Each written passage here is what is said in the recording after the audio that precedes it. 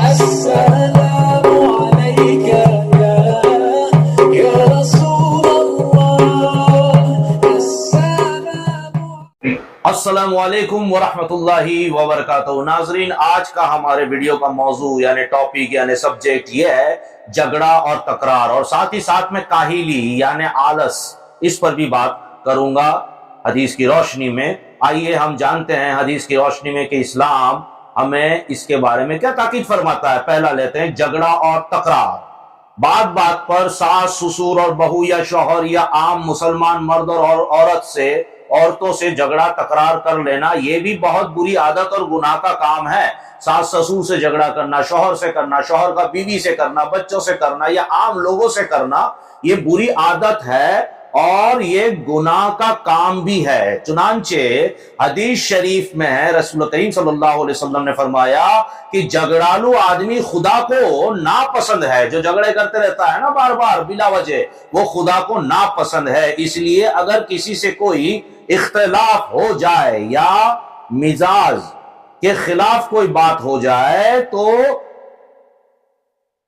بالکل اس سے نرمی برتیں اور معقول گفتگو یعنی جو بہتر گفتگو ہے، نرمی والی گفتگو جو ہے، اس سے ملامت کو طے کر لینا چاہیے۔ نہایت ہی عمدہ اور بہترین عادت ہے۔ یعنی اگر کسی سے ہمارا جھگڑا فساد ہو رہا ہے تو ہماری پہلی کوشش یہ ہونی چاہیے کہ ہمارے مزاج کے خلاف کسی نے بات کر دی، موڈ کے خلاف بات کر دی، جھگڑا فساد کر لیا، تو نرمی کے ساتھ پیار سے محبت سے اسے سمجھائے۔ یہ بہترین عادت ہے اور بہترین طریقہ بھی یہی ہے، عمدہ طریقہ ہے۔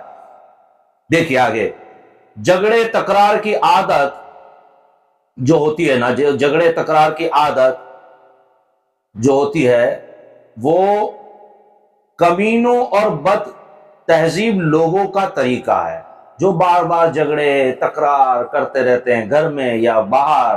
تو اسلام نے کہا کہ یہ کمینوں اور بد تہذیب لوگوں کا طریقہ ہے۔ جس کو بد تہذیب کا مطلب آپ سمجھتے ہیں، اس کو تہذیب ہی نہیں ہے کوئی چیز کا، نو مینرز، لیس مینر لیس لوگوں کا طریقہ ہے یہ۔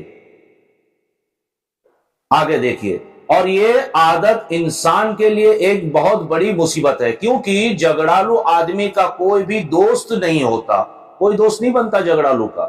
یہ بار بار جھگڑتا ہے، اس کا کیا دوست بننا ہے؟ تو کوئی دوست نہیں ہوتا، بلکہ وہ ہر شخص کی نگاہوں میں قابل نفرت ہو جاتا ہے، اور لوگ اس کے جھگڑے کے ڈر سے اس کو منہ نہیں لگاتے، اس سے بات نہیں کرتے۔ دیکھیے، ہم سمجھتے ہیں کہ ہم جھگڑالو ہیں تو ساری دنیا ایسی ہوگی، ایسا نہیں ہوتا ہے، ہمارے موڈ پہ نہیں چلتا سب کچھ۔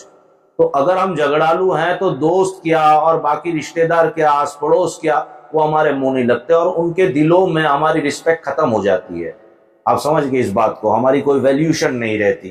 تو اسی لیے جھگڑا نہ کریں اور جھگڑالو مزاج تو بالکل نہ رکھیں۔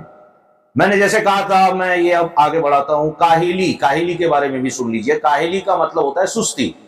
اس کے بارے میں اسلام نے ہمیں کیا بتایا؟ یہ ایسی منحوس عادت ہے، کاہلی کے بارے میں بتا رہا ہوں، سستی کے بارے میں بتا رہا ہوں۔ یہ ایسی منحوس عادت ہے کہ اس کی وجہ سے سینکڑوں دوسری خراب عادت پیدا ہو جاتی ہے۔ ظاہر ہے کہ مکان، سامان، کپڑے اور بدن کی گندگی، برتنوں اور سامانوں کی بے ترتیب، وقت پر کھانے سے محرومی، شوہر اور سسرال والوں کی ناراضگی، بچوں کا پھوہڑ پن یعنی ان کا بگڑنا، طرح طرح کی بیماریاں وغیرہ وغیرہ، یہ ساری بلائیں اور مصیبتیں اسی کاہلی یعنی سستی کے سبب پیدا ہوتی ہیں۔ اس لیے اس عادت کو ہرگز اپنے قریب نہیں آنے دینا چاہیے، بلکہ ہر دینی و دنیاوی کاموں میں ہر وقت چاق و چوبند ہو کر لگے رہنا چاہیے۔ خوب یاد رکھو کہ محنتی آدمی ہر شخص کا پیارا ہوتا ہے، اور کاہل یعنی سست آدمی ہر ایک در سے پھٹکارا جاتا ہے۔ یعنی جو سست ہے، کاہل آدمی ہے، اسے کوئی پوچھتا نہیں ہے، اور جو محنتی ہے اس سے لوگ محبت کرتے ہیں، اس کی عزت ہوتی ہے، اور کاہلی آدمی کو پھٹکارا جاتا ہے۔ اور ہر کام میں جو ہے وہ کاہل آدمی کو فٹکارا جاتا ہے۔ کاہل آدمی نہ دنیا کا کام کر سکتا ہے، یعنی آلسی آدمی نہ دنیاوی کام کر سکتا ہے نہ دین کا کام کر سکتا ہے۔ اس لیے نبی کریم دیکھیے یہاں، اسی لیے نبی کریم صلی اللہ علیہ وسلم یہ دعا ہمیشہ مانگا کرتے تھے کہ اللہم انی اعوذ بک من الکسل۔ کیا مانگا کرتے تھے دعا نبی کریم صلی اللہ علیہ وسلم؟ اللہم انی اعوذ بک من الکسل، یعنی اے اللہ میں کاہلی سے تیری پناہ مانگتا ہوں، کاہلی سستی سے تیری پناہ مانگتا ہوں۔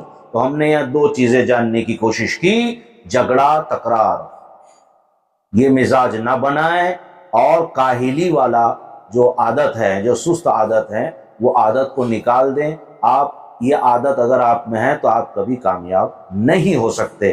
نبی کریم صلی اللہ علیہ وسلم نے بھی دعا فرمائی، ہمیشہ دعا کرتے تھے کہ اللہم انی اعوذ بک من الکسل، اللہ میں کاہلی سے تیری پناہ مانگتا ہوں، یعنی میں تجھ سے مدد مانگتا ہوں کہ تو مجھے کاہل نہ بنا، تو مجھے سست نہ بنا۔ ناظرین، یہ سارے علم دین کی باتیں ہیں، اسے صرف سنیں نہیں، اسے عمل میں لائیں۔ دیکھیے انشاءاللہ اللہ تبارک و تعالی ایک بہت بڑا بدلاؤ ہماری زندگی میں عطا کرے گا، برکتوں، نعمتوں، رحمتوں سے نوازے گا۔ ویڈیو اچھا لگا ہو تو سبسکرائب ضرور کریں، لائک کریں، بیل آئیکن دبا دیں، اور لوگوں تک بھی پہنچائیں، انہیں بھی سبسکرائب کرنے کو کہیں، اور کامنٹ خصوصاً کیا کریں۔ السلام علیکم ورحمۃ اللہ وبرکاتہ۔